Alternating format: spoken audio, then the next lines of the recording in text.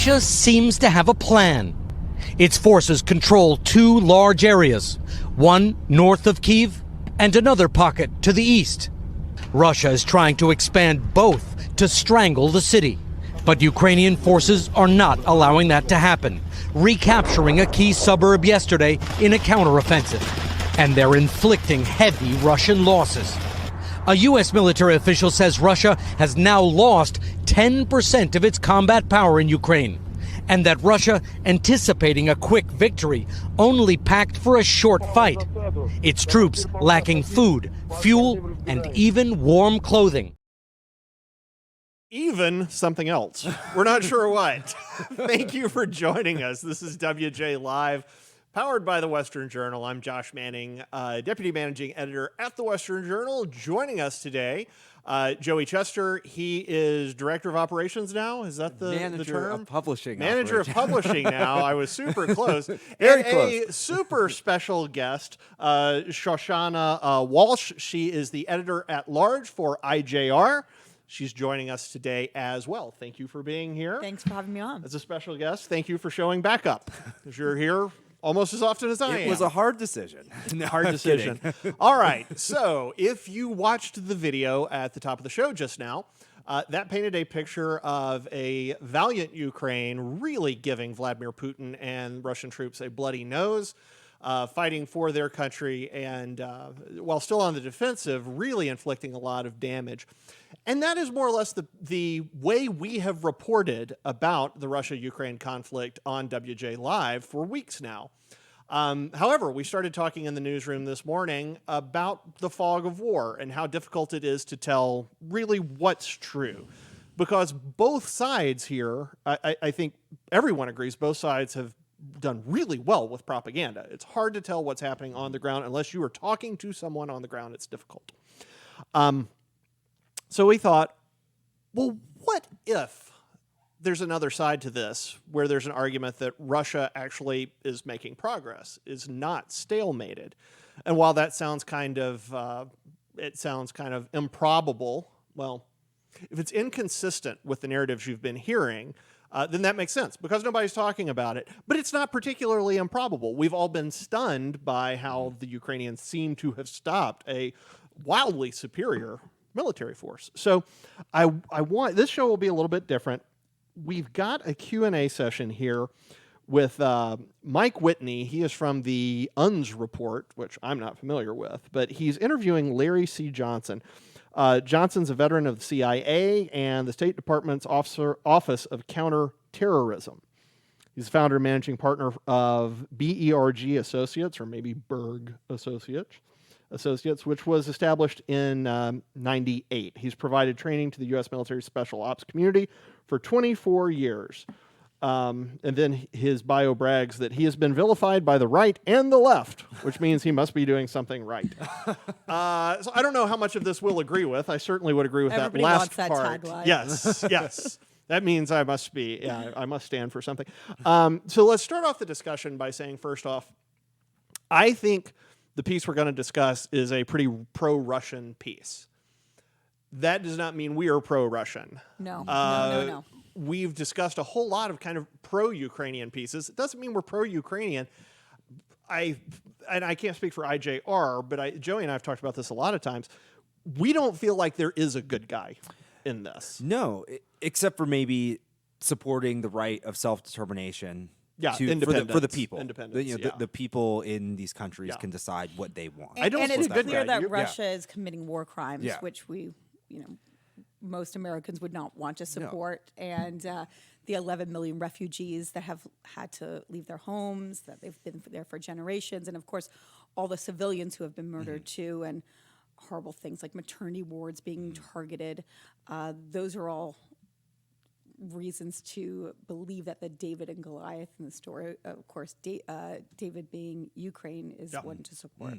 So, and that has been a super compelling narrative, that it is David versus Goliath, and David has stopped Goliath dead in his tracks. But the interview with Johnson, it casts things in sort of a different light. So I'm going to read just a couple of pieces here and then ask you guys what you think. Whitney starts out asking Johnson, can you explain to me why you think Russia is winning the war in Ukraine. Johnson responds saying, within the first 24 hours of Russia's military operations in Ukraine, all the Ukrainian ground radar intercept capabilities were wiped out. That allowed Russia to essentially establish a de facto no-fly zone.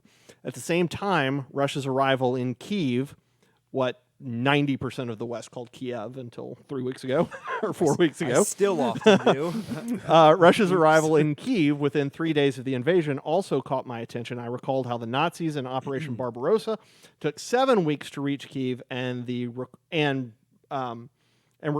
required 7 more weeks to subdue the city. The Nazis had the advantage of not pulling any punches. Well, it doesn't sound like Russia's pulling very many punches either. But Ukraine's ability to launch significant military operations has essentially been eliminated. If their artillery was intact, that column of tanks that we've been talking about that stalled, it would be easy pickings. If they have fixed wing or rotor wing assets, again, would have been super easy pickings. So Johnson's saying, look, I think because of those observations, yeah, it's evident Ukraine's military has been degraded to an incredible extent. But do we buy that? We don't know. I think that, it's something that you mentioned right before that, is that there is the fog of war. Yeah. There is the fact that it is extremely, extremely dangerous for you to be a reporter on the ground there. We've seen multiple wounded reporters, and killed. So that it's unclear if all the information that we're getting, which happens in every type of conflict and in other types of breaking news situations, where the story that you're getting, the first line, second line, is different than in the history books, just because sometimes we don't exactly know all the details right away. And I was looking at these numbers. The numbers are that are most recent as of today. That NATO is reporting that there's 15,000 Russian troops dead. That is an extremely large number. But where is NATO getting these numbers? And I'm not saying they're wrong. It's just something to discuss.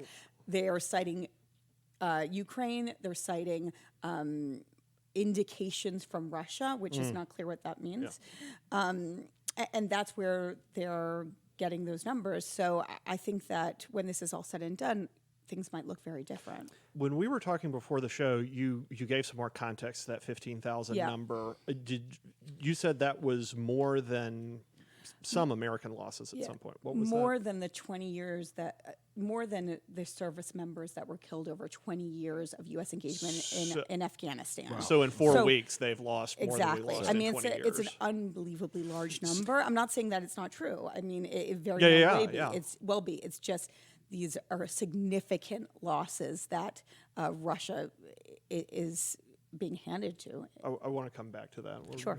So what's hard for me to wrap my head around, and I'm not trying to take a position, like I think anyone's lying or not telling the truth, but it's just hard for me to wrap my head around. Russia has I think we talked about this, it's a million people in their military? Right? Regulars with 2 million in reserve. Yeah. So it's a massive military compared to the forces that Ukraine has. So how has Ukraine had the ability to inflict this amount of damage and casualties on Russians? So there's really, how is it, 15,000 dead? 15,000 Russians dead? 15,000 dead. In total, 40,000 Russian troops killed, wounded, taken prisoner, or missing. And this is, again, according to NATO. Okay. And I think on the Ukrainian side, there's only in the low thousands been reported injured and dead. So I can't wrap my head around how a much larger military, and we have seen the horrifying images from Ukraine. Yeah. I mean, just utter destruction in these cities and civilians killed. So how hasn't Russia, unless the truth isn't being told, inflicted more damage on the military itself? I don't know. It's hard for me to wrap my head around. Yeah, it's a good question. And if Ukraine were interested in ginning up more international support, they could bloat that number. They could pad it and say, "Oh my gosh, we've lost so many thousand more." But they don't seem to be doing that. The number is remarkably small. Yeah. this was interesting. I want to go back to that number because of something else Johnson said. He said, I'd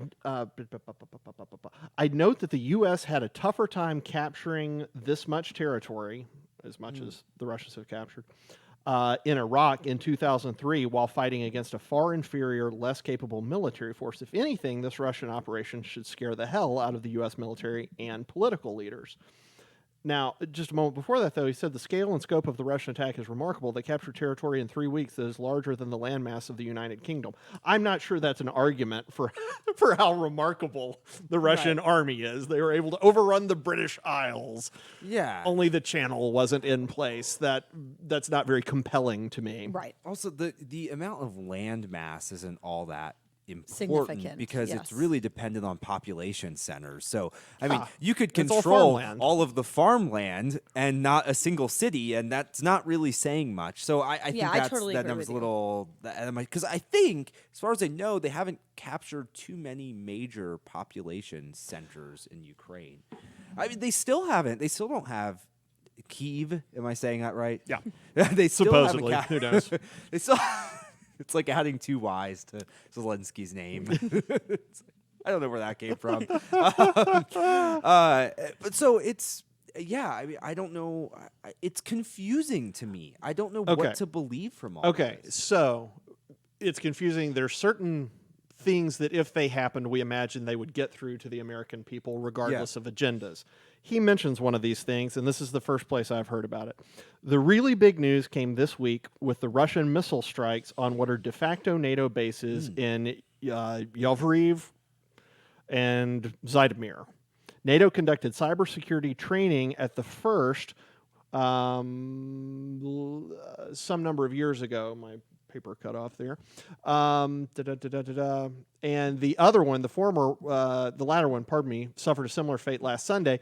It was the primary training and logistics center for NATO and EUCOM, used to supply fighters and weapons to Ukraine. A large number of the military and civilian personnel at that base became casualties.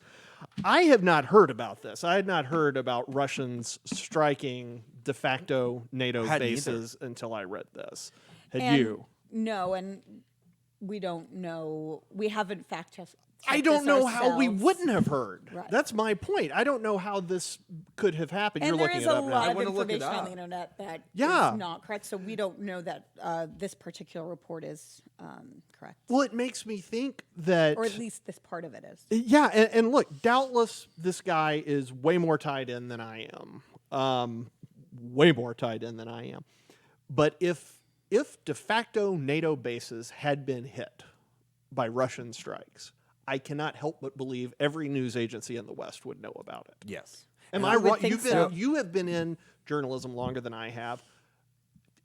It's unbelievable that they would be hit and Western news wouldn't know about it, right? I think so, yes. Despite everything that we spoke about, the fog of war, the dangers of covering it on the ground, I think Yeah. that there is no doubt that we would know about Yeah, there's it. just some things that will come through. But listen, it's important to get up here and debunk some of these things that might not be true. So I just looked it up Yeah. because we talked about, you would think all of Western Thank media you for would be doing covering that, it. Joey. And the only thing that has been covered is, I guess, Russia, and I think we've seen this. Russia struck a base, a Ukrainian air base near the border with Poland, and that was scary for Poland because they're a NATO member. Sure. So, So maybe but that was as what he far was as I can see, referring to. I haven't seen anything specifically saying that they've hit de facto NATO bases. So I don't know if it's real or not. Another wrinkle in this is that Johnson is saying at least one of the attacks was using a hypersonic missile.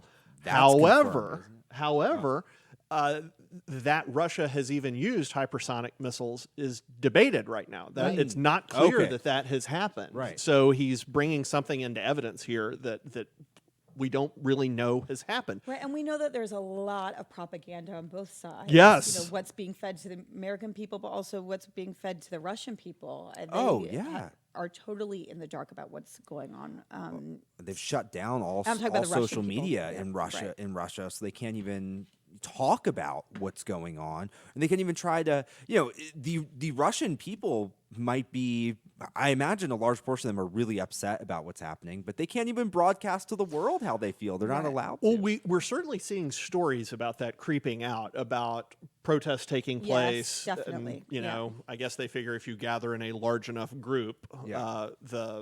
there are only so many people the FSB can arrest at one time. Yeah. Only so many zip ties in the country. Well, okay, so again, if you're just joining us, we're talking about an interview that was conducted with Larry Johnson, who's a former CIA officer and worked for state as well. And he's positing, what if things in Ukraine are far different than are being reported? What if Russia actually has the upper hand? We're kind of teasing out we're taking apart what he has said, analyzing it, and trying to figure out, does it make sense or not? Let's move to the second question he was asked. Why is the media trying to convince the Ukrainian people that they can prevail in their war against Russia?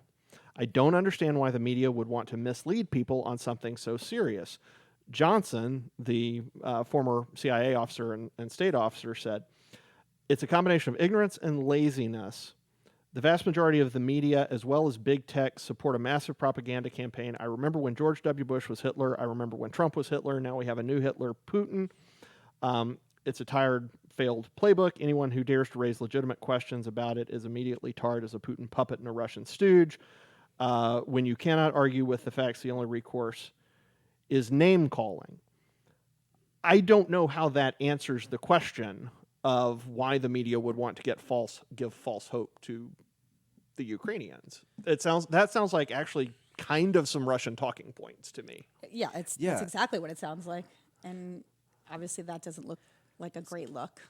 I imagine you would want to, in all of this, you would want to encourage the Ukrainian people, right? I mean, it's not just about being encouraging. It's like, just about the facts that you mentioned it before, Joey, about self-determination, about this is their homeland. So right. So, I mean, you wouldn't want to broadcast to them that they're losing and going to be slaughtered and that they should surrender themselves to Russia, right? I mean, I don't know what the flip side of that is. I don't either. Yeah. Like, I can't speculate what it is. Right. No. I think there are a few people out there, and I really don't think it's a lot of people, that have this very different point of view than almost everyone else in this country.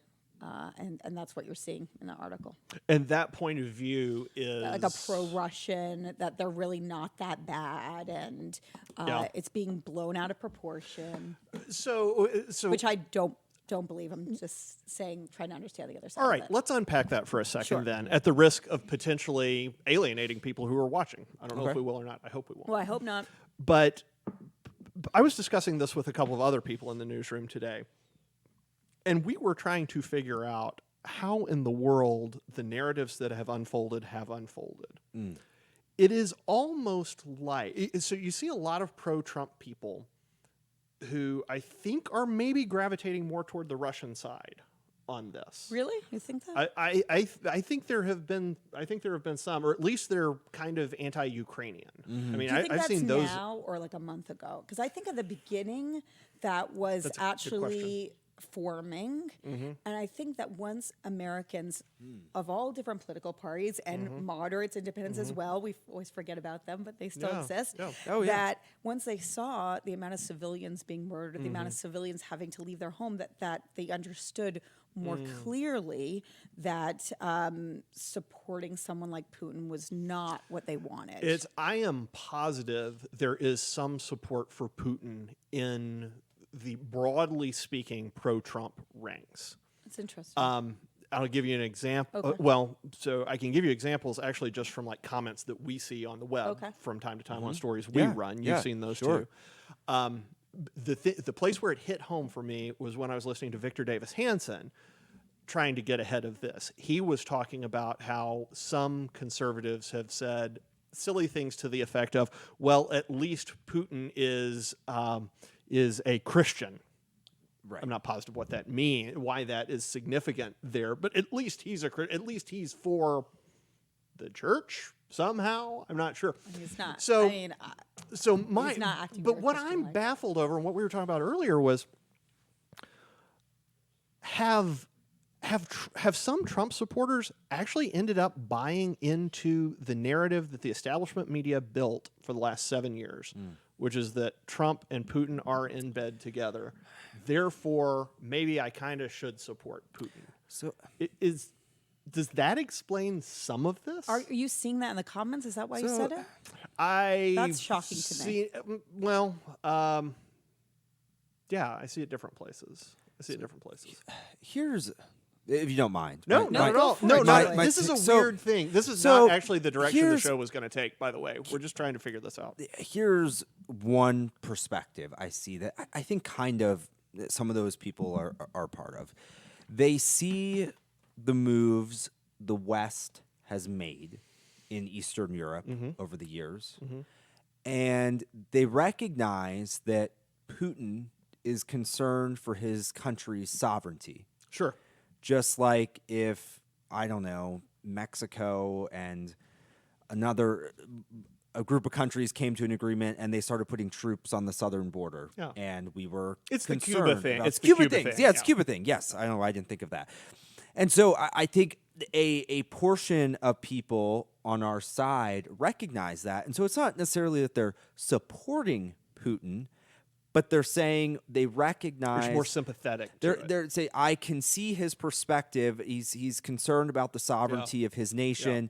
The West should have seen this coming. Russia warned the West of this going back to the 90s, that something like this would happen. And then on the other side of that, they also are saying, we don't want the Ukrainian people to die and suffer, but also we can't support the Ukrainian government. We shouldn't, because they're not a beacon of democracy. Zelensky's not some great freedom fighter in Eastern Europe. Just 2 years ago, the New York Times was writing about how corrupt the Ukrainian government is. So I think that's part of, and that's what I get back to, where I say I support the right of self-determination of the Ukrainian people. I don't support the Ukrainian government because there are legitimate questions of corruption there. So I think maybe that's being construed as being pro-Putin. I don't know, but I think that perspective is part of it. From what I've seen, that's kind of Tucker's thing too. Maybe Nowadays. those two things Yeah. are being conflated. Yes, then. that's what I maybe mean. they're Yes. being Yeah, conflated. So I conflated. know we talked about John Mearsheimer on the show a couple weeks ago, and his take on it, and that was a little bit of his take, is that the U.S. really set this up when we pushed NATO expansion so hard, and we ignored the signs Putin was trying to send us with Georgia and then with Crimea, and we just kept knocking. We got closer and closer to their front porch. Is there anything to that? Is that a legitimate take that it's easy to say, oh, that's the blame America first crowd. Yeah, saying America and NATO expansion are responsible for this. That's the blame America first crowd. But part of me is sympathetic to this idea. We wouldn't have wanted the Warsaw Pact hanging out in Cuba. I mean, I think it's legitimate that people might feel that way. I think it's clear. I believe that's kind of a small percentage of people following this invasion. And remember, not everyone is, despite how much coverage there is, not everyone in America is following every single minute of this because of all the many other issues going on. All right, well, let's talk about that then, because I can't remember if you and I talked about this at lunch yesterday or not. I hope I remember it. No, it might have been in the pre-show. Everything blends together. It does blend, yeah. Oh, no, it was in the pre-show, because I remember saying, gosh, it seems like the Ukraine has really got the upper hand here. And I thought I remembered you saying, wait a minute, it really sounds more like Russia may be chewing them up. Right, and what I meant by that is that it just seems when you see those images that the amount of Ukrainian loss, Got it. the Okay. amount of Ukrainian civilians, both dead, injured, and also having to flee their homeland. I was just talking to somebody about this last week when their parents had to leave. They'd been there for generations, and leaving your home, going on these very long train trips to escape. Oh, yeah. Obviously, we're seeing all those images of wives having to leave their adult sons, wives having to leave their husbands, and mothers having to leave their sons because obviously they have to stay and fight. Those images are just so brutal to see. And that's what I meant by that it's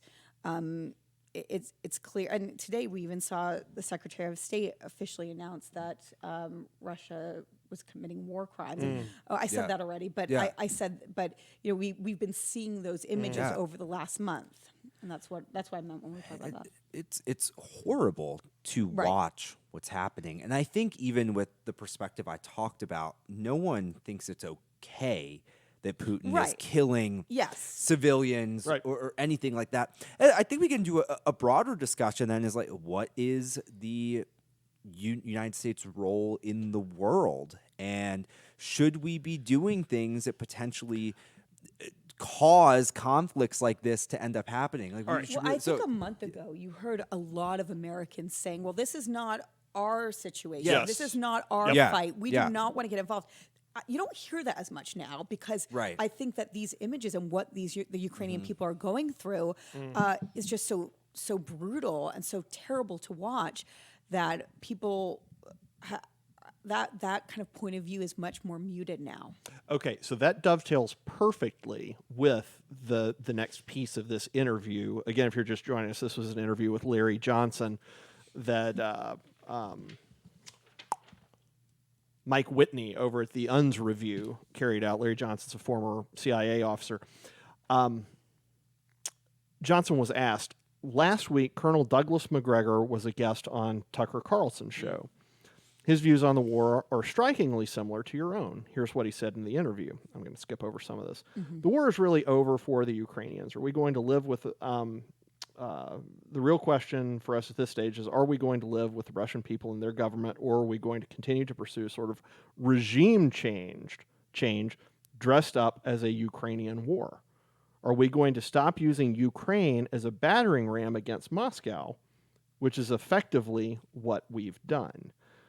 Do you agree with Macgregor that the real purpose of goading Russia into a war in Ukraine was regime change? I'm failing to... I mean, have we goaded? Has the West goaded Russia into war?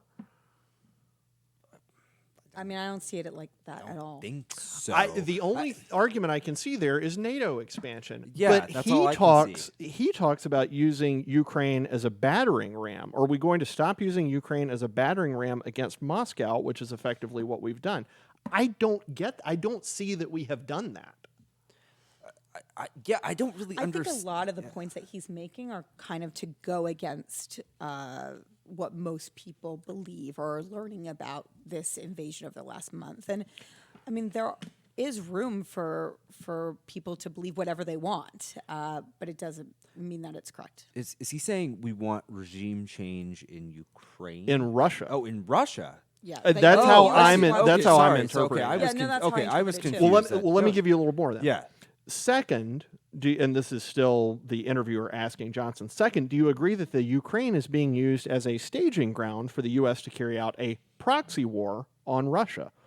Now, I think that's where we're starting to get in really deep. Oh, boy.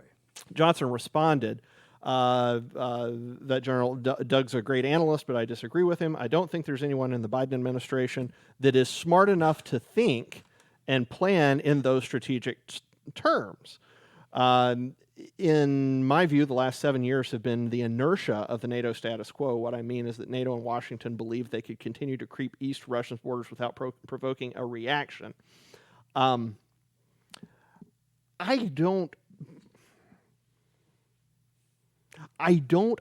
have not heard anyone say that until this moment that there is some plan to try to introduce regime change in Russia. Lindsey Graham. Has it? He called for the assassination of several Putin times. several times. Yeah. Vocally. So before grabbing his Coke and walking out of there. That's what he did with Jackson. But really, beyond that, there's been no serious discussion. Yeah, there's no serious discussion. Is there a threat from the neocon front? Oh, I don't see that. Okay. Yeah. I mean, I think that... do you think that's what he was even referring to? I don't know. We have batted around the issue with neocons. I mean, there's not a regime that they don't want to change and democratize and liberalize. And then you've got somebody like Graham calling for Putin's assassination, which is just truly remarkable. But I have thought that's so interesting. You say that people have softened on Ukraine a little bit. I don't feel like I've heard the neocons talking as much lately. Banging the war drums. Yeah. Yeah, you're probably right. I haven't either. I don't think. I'm not sure what a regime change. I'm not sure how it makes sense to advocate for a regime change in a country like Russia. I mean, Yeah, it's not like that's it's a great way to put it. It just doesn't make sense. It doesn't make sense. I don't understand how anyone could take that position, and I'm not sure. Installing a new regime doesn't ever really go well, and I can't imagine it going well in Russia. So Yeah, it makes sense to me. Russia is not pro-Western. They're No. they're this weird No, we're trying to Eurasian make them thing, into a but, pro-West we've country. been their Yeah. enemy for Yeah. 100 years now, a little over 100 years. Yeah. So there's more to this. There's more to this interview that we weren't able to get to. I read this thinking, well, it's interesting to consider the perspective that, whoa, wait a minute, maybe Russia's in way better shape here than anybody is talking and I about. do think that's something that we should keep close attention to as this invasion continues, especially with how many civilians are being killed. It's an interesting and hurt and idea, injured. and it could be true. But as we've kind of picked this apart, so I don't feel like this is a very persuasive case. Yeah. Yeah, I mean, I think it's reasonable to question things, question the one narrative that you're being fed. But yeah, I think after breaking this down, I'm not convinced that Russia is going to win this and is doing super well. I'm not either. The one place where this... I think it's really hard to see where it's going to go from here. I think that it's very hard to see how the next months which way it's going to go. Yeah. Well, because I think the only person who has an inkling is Vladimir Putin. Yes, exactly. And nobody can read I can't remember if it's a New York Times piece I was reading a week or two ago. It might have been Atlantic or something like that. But the analysis was that clearly his Security Council doesn't know what he's going to do next. And we saw evidence of that with Sergei, not Lavrov, the head of the SVR. The spy chief? Yes. Not SVD. SVF? I can't remember. It's but clear they it don't seem to seems like know a what's one-man happening. No. He's just He kind of is. running the Yes. show. Right, and then you've got rumors: is he mentally sound? Has he lost it? What is his health? Yeah. Who knows? Who knows? The takeaway from all of this, and by the way, the only piece of I did find one piece of this compelling, and it is, if he's right, that would explain why the Russian machine has stopped when it doesn't seem like they should stop. If they have stopped because they feel like they've gotten what they want and they can just sort of start a siege. Well, that's a whole other storyline that we don't even haven't really even spoken about. We don't. Not just us, but in general. in the region. And that's probably the takeaway from all of this, folks, is that Shoshana, you made the point earlier that there's just so much fog. It's just so hard to see what's happening. Yeah. And that's the case in all types of war situations, Yeah, combat you're so right. situations, and also even other breaking news situations that it's not always clear. Yeah. And, this is the first war we've experienced, first real war we've experienced through Twitter. Yes. And through social media being everywhere. I was talking with somebody earlier today, and they were saying, well, the narrative on TikTok is, and I thought, good Lord, we have a narrative on TikTok. Right. That's terrifying. Well, it's definitely the first TikTok Yes. Yeah. So I think the takeaway for folks at home, for us here, for people in our newsroom, is just take everything with a grain of salt. Yeah. Look at everything with a critical eye. The people who are acting the most certain about this, I'm not sure that they have the grounds to be that certain. I think you're right. I think that way of thinking can be put with a lot of different news stories today. Yeah, yeah. And that it is always good to question things, whether you're a journalist or whether you're not, whether you're an everyday American. It's very important to do that. Wise words to close on Yes, from very good. IJR's editor-at-large, Shoshana Walsh. Thanks, Josh. Thanks, Joey. Hey, Of course, thanks for thank you being for coming here. on. We're so glad to have you. Thank you guys for being here. Thanks for sticking with us. Remember, we are here on WJ Live every Monday, Wednesday, and Friday at 5 p.m. Eastern, 2 p.m. Pacific. If you're watching us on YouTube or Rumble, be sure to click the subscribe button. After you click that, a little bell will pop up. If you click on the bell, that'll make sure that you get notified every time we go live. So no shadow banning for us or for you.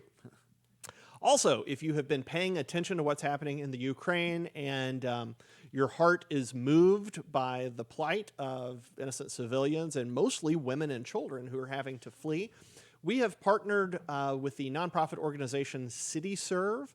CityServe goes into ravaged areas, deals with humanitarian issues, and leverages local churches to meet people at the point of their need. We are not talking about government outreach. We are talking about people who are on the ground, who know the needs best and know the people involved best. You can help support CityServe's efforts to feed, clothe, house, and to share the gospel with people who are fleeing Ukraine by going to westernjournal.com/helpukraine. That's westernjournal.com/helpukraine. Additionally, as we've talked about for the last few weeks, Facebook continues to have a stranglehold on the Western Journal right now. They are throttling our page views dramatically. And one of the ways that we're able to survive when that happens is because people like you have subscribed to the Western Journal. If you feel led to do that, it doesn't cost very much per month, and we've got multiple options for you. If you feel led to subscribe and to help support us in that way, supporting us directly, you can go to westernjournal.com/join. That's westernjournal.com/join. All right, for Shoshana, for Joey, I'm Josh Manning with Western Journal, and we are going to see you back here same time on Friday afternoon.